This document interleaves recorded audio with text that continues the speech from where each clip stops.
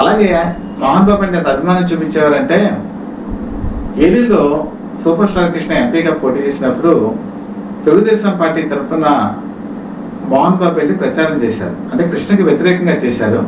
Elections అన్నీ అయిపోయాయి. పద్మావతి స్టూడియోస్లో ఇద్దరు కలిశారు. అప్పుడు మోహన్ బాబుని చూసి కృష్ణ ఆప్యాయంగా కౌగిలించుకొని, ఏమయ్యా నువ్వు సెక్యూరిటీ లేకుండా తిరుగుతున్నావు, ఎందుకు, నువ్వు ఒక స్టార్ నటుడివి, ఎప్పుడైనా సరే నీకు ఎవరి మీదైనా ఏదైనా కోపం ఉన్నా నా మీద కోపం నాకుండదు, నీ మీద కోపం నాకుండదు, మనం ఎలక్షన్స్ వరకు అలాగే ప్రచారం చేసుకుంటాం, నువ్వు బయటికి వెళ్ళేటప్పుడు మాత్రం సెక్యూరిటీ పెట్టుకో అని చెప్పి చాలా ప్రేమగా చెప్పారు. మోహన్ బాబు అయితే చలించిపోయారు. అంటే కృష్ణ మీద వ్యతిరేకంగా ప్రచారం చేసినా కూడా తన వెల్ఫేర్ని కోరుకున్నటువంటి కృష్ణ మనసు ఏంటో ఆయనకు తెలుసు. అందుకే ఈరోజు వాళ్ళ మనవడు సక్సెస్ అవ్వాలని చెప్పి ఈ సినిమాలో విలన్గా చేయడానికి కొన్ని ఒప్పుకున్నారు. బహుశా నాకు తెలిసి ఆయన పూర్తి స్థాయి విలన్గా చేస్తోంది చాలా కాలం తర్వాత.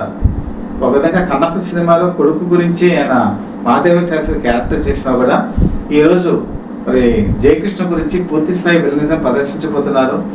నిజంగా మోహన్ బాబు ఈ సినిమాలో విలన్గా నటించడం ఆ సినిమాకి ఒక హైలైట్గా ఉంటుందని చెప్పి చెప్పచ్చు.